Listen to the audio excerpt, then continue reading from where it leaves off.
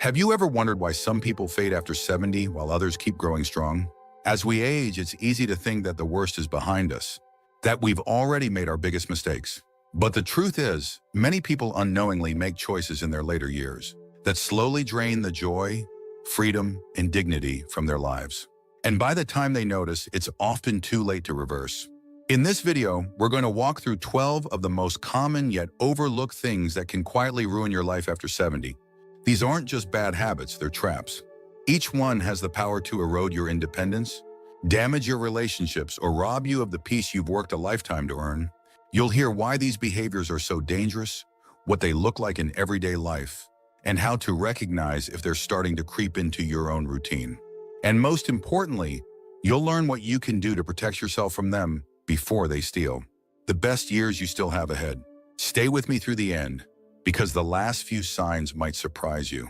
They're not what most people think about, but they can quietly cause the most harm if left unchecked. And knowing them now could make all the difference. Now let's get started. Number 1, neglecting your physical health. One of the fastest ways to lose your independence after 70 is by letting your physical health slide. It doesn't happen all at once.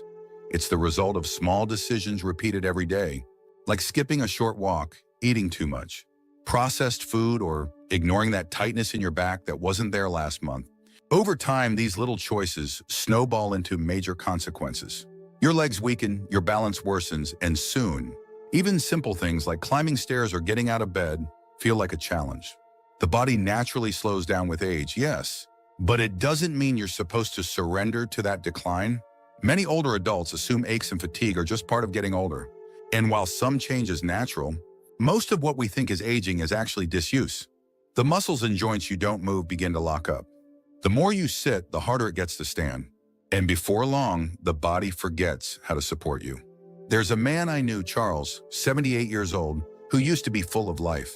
He loved fishing, worked on his car every Saturday, and even danced with his wife in the kitchen. But after a small surgery, he stopped moving as much. He told himself he was just recovering. But months went by and his strength kept slipping away. It wasn't the surgery that took away his freedom, it was inactivity. When he finally tried to get moving again, even a walk around the block felt like a mountain. It doesn't have to be this way. A short daily walk, some stretches in the morning, or even standing while watching TV can make a world of difference. What matters is consistency, not intensity. Your body doesn't need perfection, it just needs movement. By choosing to stay physically active, even in small ways, you're choosing to keep your independence. Your confidence and your ability to live life on your own terms. And remember, when you take care of your body, you're not just avoiding weakness.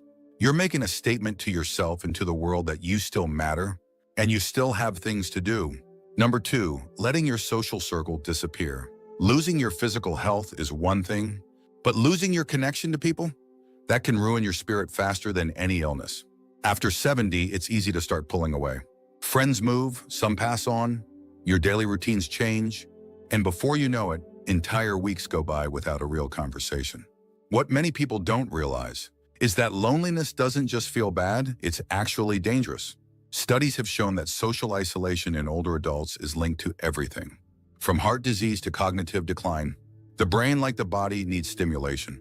And when you don't use your social muscles, chatting, laughing, listening, they weaken too. Conversations sharpen your mind, remind you of who you are, and give your days rhythm and color. Without them, time feels heavier, slower, more hollow. I once knew a woman named Linda. She was 81, lived alone after her husband passed, and didn't have any nearby family.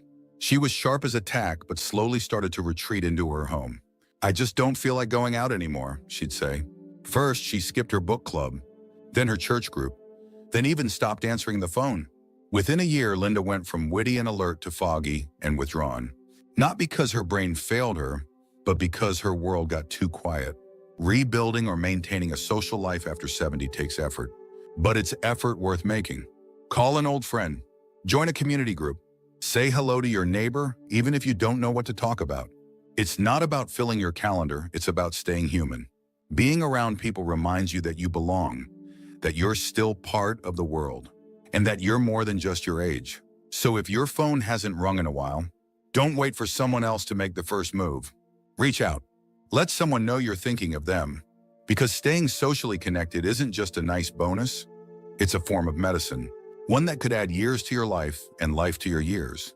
If you're still watching this video and finding these insights valuable, please comment number 2 below to let me know you're here. And if you haven't subscribed yet, I recommend you subscribe and turn on the bell so you don't miss any videos. Your support helps us continue creating good content to inform and inspire you. Now let's move forward. Number 3, holding on to resentment. There's something heavy about carrying the past into your later years. Grudges, old arguments, bitterness that was never spoken but always simmering. Some people think they've moved on just because they don't talk about it anymore. But the truth is, resentment has a way of settling into the bones. And after 70, when time becomes more precious, that weight can quietly eat away at your joy, your relationships, and your peace. Resentment doesn't just affect your mood, it shapes how you see the world. It makes you suspicious of kindness. It keeps your guard up when you should be letting others in. It turns good moments sour before they even have a chance to bloom. You start assuming people are out to disappoint you, that nobody really understands that nothing can ever be made right. And the saddest part is, it's often not the other person who suffers most. It's you. I once sat across from a man named Edward. He was 84, had 4 grown children, and hadn't spoken to his eldest son in 12 years. He didn't show up when I needed him, Edward said. And I'm not the one who needs to apologize. But the more we talked, the clearer it became Edward wasn't protecting his pride. He was protecting his pain. And it was isolating him from the very people who still cared. He admitted with tears in his eyes that he wasn't even sure what he was mad about anymore. Only that the silence had grown louder than the problem itself. Forgiveness isn't always about saying what happened was okay. It's about choosing to put the pain down so you can move forward. It's about freeing yourself, not the other person. And at this stage of life, peace isn't something you can afford to delay. The clock keeps ticking, whether we forgive or not. Better to use your time building memories than reliving wounds. If you're holding on to something or someone, ask yourself, this is it helping you or is it holding you back? You don't need to forget, but you do deserve to feel free. And letting go, even just a little, can open up space in your heart for better things. Connection, understanding, and maybe even healing. Number 4, refusing to ask for help. There's a quiet kind of pride that many older folks carry. And while it's built from strength and self-reliance, it can slowly become a trap. After 70, refusing to ask for help isn't just stubbornness, it can be dangerous. Whether it's about your health, your home, or your emotions, keeping everything to yourself may feel like maintaining your dignity, but it often leads to unnecessary struggle and isolation. We were raised to believe that asking for help is a sign of weakness. But in truth, it takes wisdom to recognize when support is needed. Pride can whisper, you've handled this far. Don't start leaning on others now. But that voice often comes from fear. Fear of looking vulnerable, of being a burden, of admitting that things are changing. And yet, not asking for help doesn't keep you strong. It just makes the consequences heavier when they come. Take the case of Harold, 76, who lived alone after his wife passed. He started having trouble with the stairs, but didn't want to bother anyone. One day he slipped and fell, fracturing his hip. When his daughter asked why he never said anything, his answer was simple: I didn't want to be a problem. What he didn't realize was that the people who love us don't see us as problems, they see us as family. And asking for help isn't a burden, it's an invitation to stay connected. There are many kinds of help: physical, emotional, even practical. Maybe it's having someone check your medications, fix a loose railing, or just sit and listen when you need to talk. Every time you ask for help, you're not giving something up. You're giving others the chance to show they care. And there's something else. When you ask for help, you model strength, not weakness. You show others, especially younger generations, that it's okay to be human, that life isn't meant to be carried alone, and that interdependence is just as noble as independence. So if you've been struggling quietly thinking, I'll figure it out on my own, I want you to pause and ask, what if you didn't have to? What if receiving support was part of living well, not giving up? Because the truth is, accepting help when needed doesn't take away from your dignity. It protects it. Number 5, over-relying on medications. As we grow older, it's natural for prescriptions to pile up. Blood pressure, cholesterol, sleep aids, pain relief, you name it. But relying too heavily on medication to solve every discomfort can quietly turn into a problem of its own. Many older adults start taking pills like they're candy, often without questioning what they're really for, whether they still need them or how they interact. And that silent routine can chip away at your clarity, your energy, and your quality of life. Now, let's be clear, medicine saves lives, but it can also mask the underlying causes of symptoms, giving the illusion of stability while your actual health declines behind the scenes. Feeling tired? There's a pill for that. Trouble sleeping? Another pill. Mild pain? Here's one more. But what about the root of the problem? Are we treating the cause or just covering it up? I remember speaking with a man named Frank, age 82. At one point, he was taking nearly a dozen different medications a day. He couldn't remember what half of them were for. Some were meant to treat the side effects of others. Over time, his hands started trembling, his memory got fuzzy, and he felt like a shadow of himself. Eventually, a new doctor reviewed everything and helped him safely reduce the load. Within weeks, he felt more alert, steadier, and clearer than he had in years. It wasn't age making him foggy, it was over-medication. This isn't about throwing away your prescriptions. It's about staying aware, staying involved, and asking questions. What is this for? Do I still need it? Is there a non-drug alternative? Can lifestyle changes help reduce my reliance on this?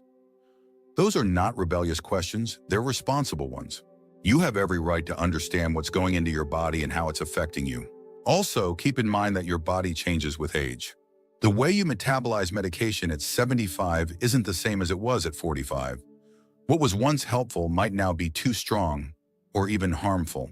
That's why regular medication reviews with your doctor or pharmacist are so important. Sometimes the healthiest step isn't adding another pill, it's subtracting the unnecessary ones. You don't have to be against medicine to be careful with it. You just have to remember that pills should support your life, not define it. And the more in tune you are with what you really need, the more likely you are to feel like yourself again, sharp, steady, and in control. Number 6, living in a home that no longer suits your needs. Most people don't think their house could become a danger zone, but after 70, the very place that once felt safest can slowly turn into a silent threat. That second-floor bedroom, those steep front steps, the dim hallway you've walked through 1,000 times. As your body changes, the home must adapt with it. And when it doesn't, the risk doesn't just grow, it multiplies. It's not just about dramatic falls or accidents, though those are all too common. It's about the subtle ways a home can start to work against you. The bathroom with no grab bars, the kitchen cabinets that require stretching or climbing, the rugs that once looked cozy, but now catch your foot just enough to throw off your balance. These may seem like small details, but at our age, small details can have big consequences. Let me tell you about Eleanor. She was 79, lived in the same home for over 40 years and loved it dearly. But the staircase had grown difficult, and the laundry room was in the basement. She insisted on doing everything herself. "This is my house," she'd say, "I'm not leaving." One day she missed a step going downstairs and broke her wrist. It took months to recover, not just from the injury, but from the loss of confidence that followed.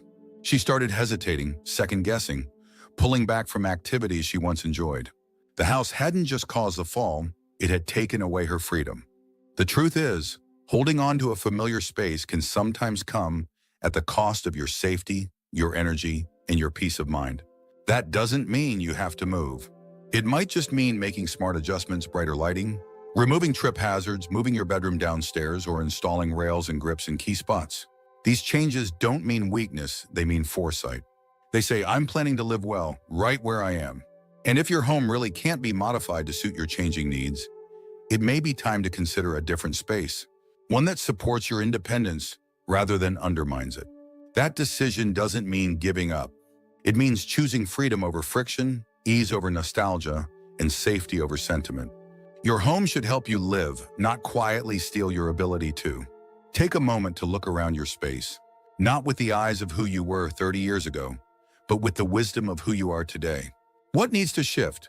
What would make life smoother, easier, safer? You've earned comfort. You've earned security. Don't let loyalty to a building cost you the life you're still meant to enjoy. If you're still watching this video and finding these insights valuable, please comment number 6 below to let me know you're here. And if you haven't subscribed yet, I recommend you subscribe and turn on the bell so you don't miss any videos. Your support helps us continue creating good content to inform and inspire you. Now let's move forward. Number 7, not adapting to financial changes. Money doesn't retire just because you do. In fact, after 70, the way you handle your finances can quietly shape your entire quality of life, for better or worse. And the danger isn't always in having too little. Sometimes it's in failing to adapt. Old spending habits, outdated budgets, or blind spots in planning can slowly lead you towards stress, debt, or even dependence, often without you realizing it until things feel out of control. You've probably heard people say, "I've always managed just fine." But here's the thing, what worked at 50 may not work at 75. The rhythms of your expenses change. Health costs grow, income sources shift from paychecks to fixed funds. And yet many people never stop to reevaluate. They continue spending as if nothing has changed, ignoring the quiet drip of expenses that add up faster than expected. I remember a gentleman named Ronald, 74, who'd always prided himself on being frugal, but he hadn't reviewed his financial situation since his wife passed. He still paid for insurance policies they no longer needed, subscribed to services he didn't use, and kept donating money to every charity that sent a letter. One day he realized his savings were shrinking faster than he'd planned, not because he was careless, but because he hadn't adapted. Your later years should feel lighter, not more stressful. That means reviewing your spending, checking for leaks in your budget, and, this is important, letting go of guilt around money. Many seniors feel bad about spending on themselves, or even talking to their children about finances. But silence can cause far more harm than honesty. Don't be afraid to ask for help reviewing your situation, whether it's from a trusted family member, a financial advisor, or someone at your bank. Let them help you spot risks, avoid scams, and make smart adjustments. Sometimes just a few simple changes, like consolidating accounts, canceling subscriptions, or creating a spending plan, can restore a huge sense of control. And if your financial picture includes supporting adult children or grandchildren, be mindful. Generosity is beautiful, but it should never come at the cost of your own peace. You've done your part. You've built, saved, and given. Now is the time to protect what you have and use it to support your well-being. Financial freedom in your 70s isn't just about having money. It's about having clarity, confidence, and the ability to make choices without fear. By adapting wisely, you give yourself the best chance to enjoy these years with calm and confidence. And that, friend, is worth every penny. Number 8, living with people who drain your spirit. One of the most overlooked things that can ruin your later years isn't illness, injury, or even money. It's the people you share your space with. After 70, your environment matters more than ever. And that includes the emotional environment. Living with someone who constantly criticizes, controls, or creates tension can slowly wear you down in ways you may not even notice at first. You might tell yourself, "I'm just keeping the peace," or "It's family, I have to endure it." But here's the truth, no matter who it is, whether it's an adult child, a grandchild, a sibling, or even a spouse, if being around them leaves you feeling small, anxious, or invisible, it's a serious issue. Not just for your happiness, but for your health. Emotional stress can affect your sleep, your appetite, your blood pressure, even your immune system. And when that stress comes from someone you live with, there's no real escape. It becomes a low, constant hum in the background of your life. You wake up tense. You hesitate to speak freely. You stop inviting people over. Little by little, you lose yourself. I once met a woman named Joyce, 75, who moved in with her daughter's family after her husband passed. At first, it seemed like a good arrangement. But as time went on, she started to feel more like a maid than a guest. She cooked, cleaned, and babysat, but had no say in the house. Her son-in-law was cold. Her grandkids ignored her. And her daughter, though kind, often said, "Mom, just go with the flow." Joyce never complained, but her spark dimmed. She stopped reading, lost weight, and began having panic attacks. It wasn't her age. It was her environment. Protecting your emotional space is just as important as protecting your physical one. That doesn't mean being selfish. It means being self-aware. If a living situation is draining you, you have the right to speak up. You have the right to set boundaries. And yes, you have the right to leave, if necessary. These years should be about peace, not pressure. Joy, not judgment. If you're walking on eggshells in your own home, that's not home, it's a trap. And you don't need to justify your discomfort to anyone. Your feelings are reason enough. Sometimes the most courageous thing you can do is say, "This isn't working for me." Whether it leads to a better conversation, a new agreement, or a new home altogether, reclaiming your peace is never a mistake. You've earned the right to feel safe, respected, and at ease in the place you lay your head. Don't let anyone, no matter how close, take that from you. Number 9, staying mentally stagnant. After a certain age, many people quietly stop challenging their minds. The books sit unopened. The hobbies fade. The conversations get shorter and more routine. It's not that they've lost interest. It's that they've started to believe it doesn't matter anymore. I'm too old for all that, they say. But the truth is, your brain needs movement just as much as your body does. And when it doesn't get it, it begins to shrink, slowly, quietly, and sometimes permanently. Mental stagnation isn't just about forgetfulness. It's about losing your sense of curiosity, your drive to ask questions, your spark to learn or try something new. When that goes, life starts to flatten. The days blend together. Confidence drops. And worst of all, you start to believe the lie that nothing exciting is left. I remember a man named Gerald, 80 years old, who had been a science teacher for decades. But after retiring, he stopped reading, stopped discussing ideas, stopped exploring. That part of life is over, he said. And slowly he began to fade, not physically, but mentally. His world shrank down to a few TV shows and the same conversations. And yet when someone handed him a book about astronomy one day, something lit up. "I used to love this stuff," he whispered. Within weeks, he joined a small online discussion group and began writing again. Not because someone told him to, but because the door was always open. He had just forgotten it was there. Learning doesn't have to mean formal study. It could be as simple as watching a documentary, trying a new recipe, picking up a crossword, or asking your grandson to show you how to use a new app. The point isn't to become an expert, it's to stay awake inside. Every new thing you try is like a breath of fresh air for your brain. And don't let technology scare you off. Many seniors avoid new tools out of fear they'll mess it up. But there's nothing shameful about being new to something. In fact, being a beginner again is one of the healthiest mental exercises there is. It builds patience, adaptability, and confidence. 3 things we all need no matter our age. So if your days have started to feel too quiet, too repetitive, or too passive, take that as a signal. Your mind is asking for more.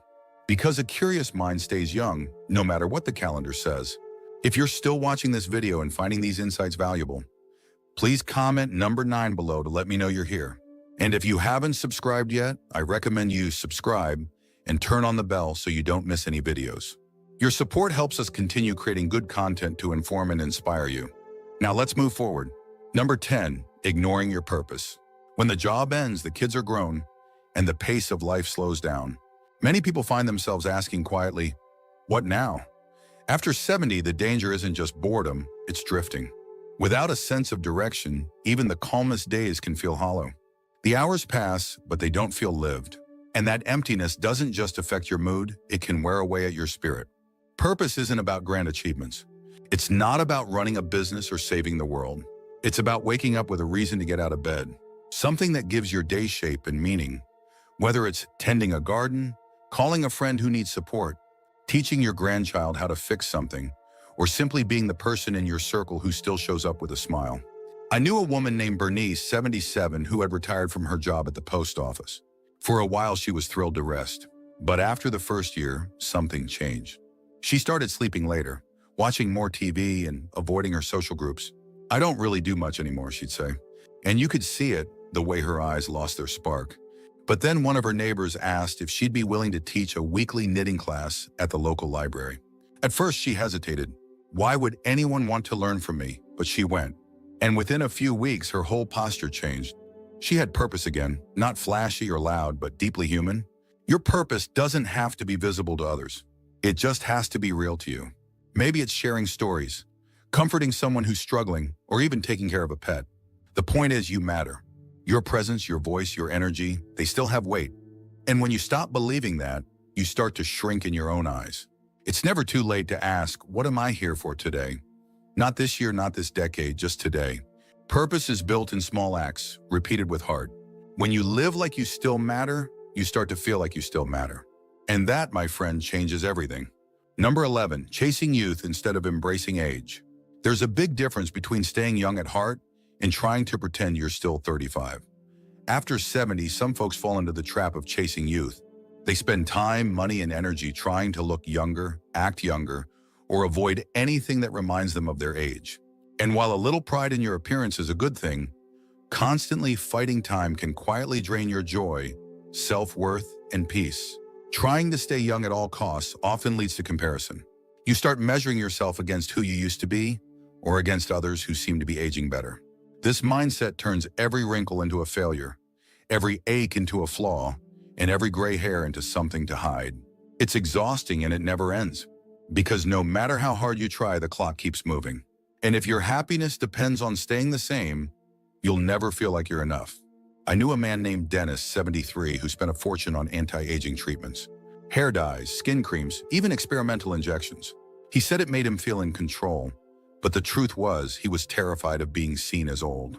And because of that, he avoided people his age, skipped events where he might feel too old, and slowly started isolating himself. His life became smaller, not because of his age, but because of how hard he tried to deny it. But aging, when embraced, can be beautiful. There's a calm, a confidence, a depth that only comes from time. The way you carry yourself, the stories you've lived, the wisdom behind your words. These are not things to be covered up, they're things to be shared. Letting go of the race to stay young doesn't mean letting yourself go. It means letting yourself be. It means taking care of your body because you love it, not because you hate the way it's changing.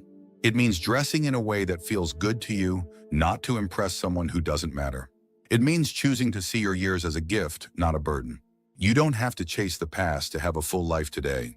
In fact, the more you make peace with where you are, the more open you become to joy, love, and purpose, all the things that never age. Number 12, avoiding conversations about death. For many people, the subject of death feels like a door best left closed. After 70, it's not unusual to avoid talking about it altogether, whether out of fear, discomfort, or the hope that not speaking about it will somehow keep it far away. But in truth, avoiding the topic doesn't protect you. It only leaves you and the people you love unprepared for one of life's most certain realities. When you don't face the idea of death, important decisions get delayed. Wills remain unwritten. Final wishes stay unspoken. And emotional closure never gets the chance to happen.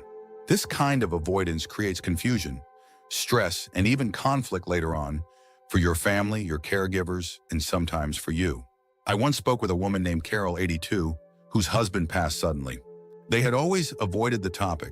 We thought we had more time, she said. As a result, she had no idea what he wanted in terms of care, burial, or even how to handle his belongings. The grief was already heavy, but the uncertainty made it even harder. I just wish we'd talked, she whispered. Even once. Talking about death doesn't invite it in. It prepares you to live more freely. When you've said what you need to say, made the choices that reflect your values, and given your loved ones clear guidance, there's a peace that comes. You're no longer living in quiet fear. You're living with intention. These conversations don't have to be morbid. They can be rooted in love. What do you want people to remember about you? How do you want your story told? What brings you comfort? Who should make decisions if you can't? These aren't scary questions. They're sacred ones. And here's something most people don't realize. Talking about death often deepens your appreciation for life. It reminds you to say I love you more often, to forgive quicker, and to savor the time you have. It's not about planning to die. It's about choosing how you want to live until then, with clarity, grace, and connection. You don't need to have all the answers right away. Just begin. One conversation, one letter, one step toward peace. Because when you stop being afraid of the end, you make more room for the richness of everything in between. Final thoughts. As we wrap up this video, take a moment to reflect on these 12 things we've walked through. Which one spoke to you the loudest? Was there a habit you've noticed creeping into your life? Or maybe something you've been quietly carrying that it's finally time to release? The truth is, life after 70 can be rich, meaningful, and deeply fulfilling, but only if we stay awake to the things that threaten to steal that from us. Some of the biggest dangers we face aren't loud or obvious. They're quiet, easy to ignore. That's why noticing them is powerful. Because once you see them, you can choose differently. So, which of these do you want to start changing today? You don't need to tackle all 12. Start with one shift, one decision to honor yourself and the life you still have ahead. Because it's never too late to rewrite the story of how you live. Thank you for joining us today. We'd love to hear from you. Leave a comment below and share one thing you learned today and how you plan to use it in your life. Your thoughts are important to us, so don't hesitate to share them. Reading your comments gives us great motivation and encouragement. If you enjoyed this video and found it helpful, please like, subscribe, and share. Your support helps us continue creating good content to inform and inspire you. Thanks for watching, and we look forward to seeing you in the next video.